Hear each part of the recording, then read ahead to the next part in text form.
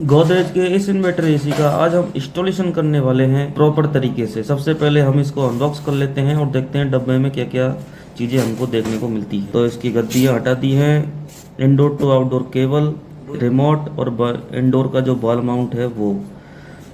पन्नी हटाने के बाद कुछ ऐसा नज़र आता है दोस्तों, ये वाला मॉडल जो कि 5 स्टार है, 5 in 1 है। ये चीज़ें हम आपको आगे वीडियो में बताएंगे। सबसे पहले दोस्तों हमने इसके अंदर होल किया है, क्योंकि ये पत्थर का था। पत्थर का होल बहुत चौड़ा हो जाता है करने में, इस चक्कर में हमने पहले होल किया। अब हमने बॉल माउंट स्टैंड को लेवल लगा करके और उसके निशान लगा दिए हैं। अब करने वाले हैं हम इसमें ड्रिलिंग।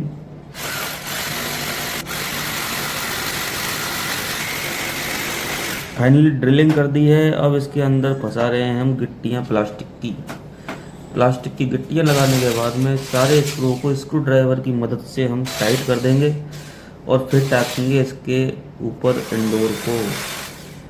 देखते हैं दोस्तों इंडोर टकने के बाद में कैसा नज़र आता है। फाइनली बॉल माउंट तो लगा दिया है। अब इंडोर को हमने टाँकना चालू कर दिया है। ज़्यादा समय नहीं लगेगा दोस्तों टाँकने में। 2 मिनट में इंडोर हमारा टक करके एकदम रेडी हो गया है आउटडोर को कनेक्ट करने के लिए। उससे पहले दोस्तों हम सबसे पहले आउटडोर के बॉल माउंट को लगाएंगे। आउटडोर का बॉल माउंट दोस्तों एसी के साथ में नहीं आता है। ये बॉल माउंट टेक्नीशियन से हमें परचेज करना होता है, जो कि टेक्नीशियन इसका 850 रुपये चार्ज लेता है। कोई कोई टेक्नीशियन 750 भी ले लेता है। देख सकते हैं दोस्तों पहला बॉल माउंट स्टैंड में लगा दिया है, दूसरे की लगाने की हम कर रहे हैं तैयारी। उसके तीनों सेट करके फासले लगा के हमने कंप्लीट कर दिए हैं। अब लगाने वाले हैं हम सेकंड जो बॉल माउंट का स्टैंड है वो। और अब दोस्तों आउटडोर लगाने से पहले सबसे पहले हम इसकी दीवार में फिट करेंगे। बदकिस्मती से दोस्तों ये वाली दीवार भी हमको पत्थर की मिली, लेकिन फाइनली इसमें छेद हो गया है। ज़्यादा समय नहीं लगा। चूने पत्थर की दीवार में दोस्तों कभी कभी ज़्यादा समय भी लग जाता है। नाइट्रोजन जो इसके अंदर भरी हुई है, उस नाइट्रोजन को हम फ्लेयर इनको निकालेंगे। ये इसमें ध्यान रखने वाली चीज़ है दोस्तों, हमेशा इंडोर को टाँकने के बाद ही नाइट्रोजन को निकालें, क्योंकि नाइट्रोजन अगर हमने पहले ही निकाल दी तो इसमें मट्टी जाने का डर रहता है और हम पाइप को भी एडजस्ट नहीं कर सकते। इसमें अपन नाइट्रोजन जब तक है जब तक अपन पाइप को कैसे भी मोड़ दें पाइप पंच नहीं होता। धीरे धीरे करके दोस्तों हमने नाइट्रोजन को रिलीज कर दिया है। अब हम नाइट्रोजन रिलीज करने के बाद में इसके ऊपर टेफ्लॉन टेप लगाएंगे। टेफ्लॉन टेप दोस्तों इसलिए ज़रूरी है क्योंकि टेफ्लॉन टेप नहीं लगाएंगे तो इसमें लीकेज, गैस लीकेज होने का डर रहता है। इधर हमने इंसुलेशन लगा करके अपने इस पाइप को भी तैयार कर दिया है। टेफ्लॉन टेप हमने कम्प्लीटली लगा दी है। अब हम पाइप को इस हॉल के अंदर डालेंगे और फिर इंडोर से कनेक्ट करेंगे फ्लेयर नटों को।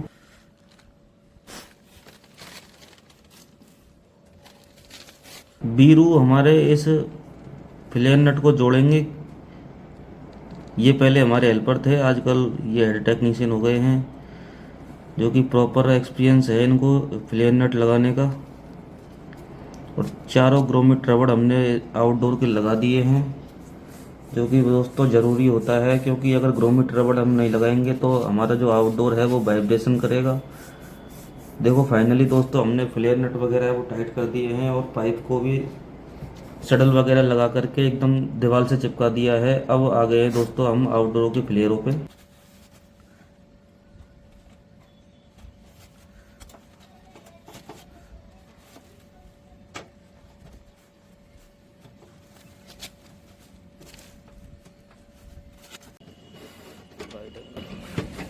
ये वीरू जी ने फ्लेयर को प्रॉपर तरीके से लगा दिया है, बिल्कुल एकदम टाइट तरीके से टाइट कर रहे हैं फ्लेयर नट को, इससे गैस लीकेज ना हो। और अब फ्लेयर नट कसने के बाद में वीरू जी इसका वैक्यूम करेंगे।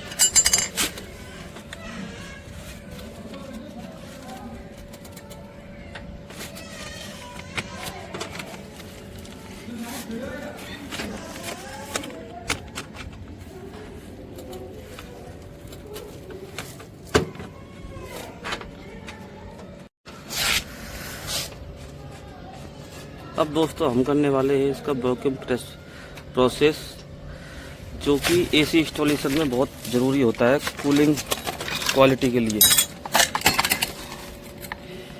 वैक्यूम प्रोसेस करने के लिए हमारे पास एक सिंगल स्टेज का एक वैक्यूम पंप है, जिससे हम इसको आधा घंटा वैक्यूम करने के बाद इसकी गैस को चालू कर देंगे।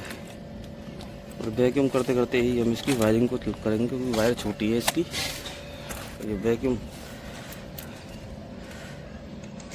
लगा दिया है। दोस्तों मेरे सभी टेक्नीशियन से रिक्वेस्ट है कि वैक्यूम हर मशीन को करें। जो भी मशीन नई इंस्टॉल कर रहे हो या पुरानी इंस्टॉलेशन करना हो, तो गैस खोलने से पहले वैक्यूम करना बहुत ज़रूरी है। क्योंकि मशीन को वैक्यूम नहीं करेंगे तो मशीन पूरी तरह से कूलिंग नहीं कर पाएगा और लो कूलिंग की समस्या आने का डर रहेगा। 50% टेक्नीशियन ऐसे होते हैं जो मशीन को वैक्यूम नहीं करते दोस्तों।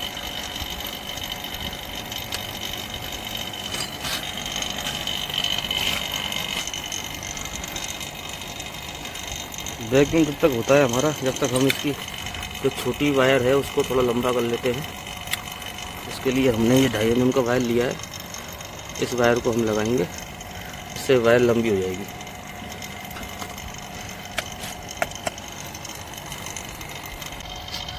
दोस्तों हमारे सभी टेक्नीशियन भाइयों से ये रिक्वेस्ट है कि कभी भी एसी का इंस्टॉलेशन करो तो एसी को वैक्यूम जरूर करें। क्योंकि अगर वैक्यूम नहीं करेंगे एसी को, तो एसी प्रॉपर तरीके से कूलिंग नहीं देगा, और जब कूलिंग नहीं देगा तो कस्टमर अपन को शिकायत करेगा। तो इससे बढ़िया है तो सबसे बढ़िया वैक्यूम पंप रखो अपने साथ एसी इंस्टॉलेशन के लिए, और एसी को बगैर वैक्यूम के कभी भी इंस्टॉल मत करो। तो ऐसी ही वीडियो देखने के लिए दोस्तों हमारे चैनल को सब्सक्राइब कर लीजिए, और उसमें बेल आइकन का बटन है उसको भी दबा दीजिए।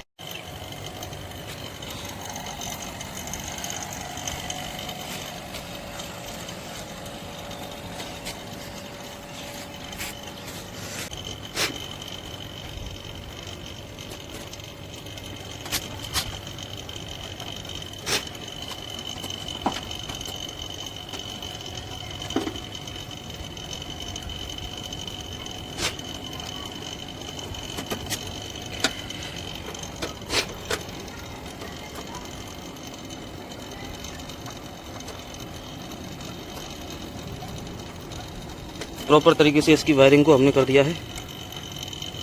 देखिए जिस प्रकार से हमने नीचे इंडोर में वायर लगाए थे, लाइन वाले तार में लाल रेड कलर का वायर है और न्यूट्रल वाले में ब्लैक का, और ये जो कम्युनिकेशन का वायर है उसकी जगह हमने ये ग्रीन तार काम में लिया है, क्योंकि यही था हमारे पास इस केबल में। बाकी इसके अंदर जो ओरिजिनल लीड है उसमें पीला जो येलो कलर का तार है, ये वाला कम्युनिकेशन का, जो ये काम में लिया है। और देखिए ऐसे वायर होल्डिंग क्लिप भी लगा देते हैं इसकी, इससे वायर कोई खींचे नहीं अंदर वगैरह।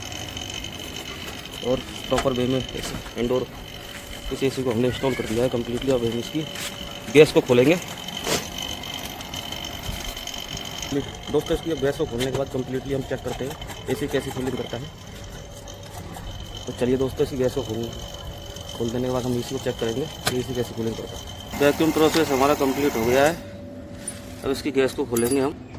तो सबसे पहले प्रेशर पाइप को खोलना होता है, हल्का हल्का धीरे धीरे खोलेंगे, और इसका गैस के अंदर कोई लीकेज तो नहीं है।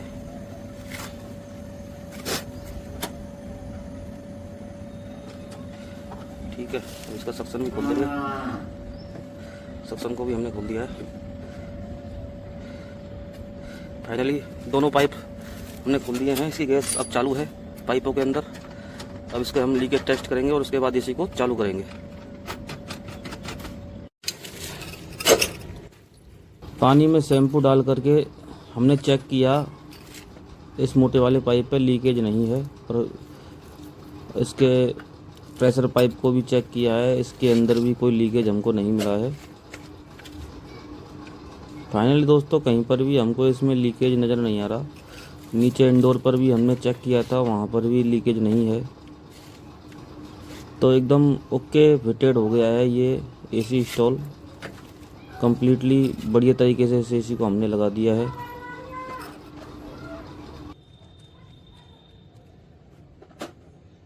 अब नीचे चल के चेक करते हैं दोस्तों इसके इंडोर को, और कूलिंग वूलिंग चेक करते हैं इसकी।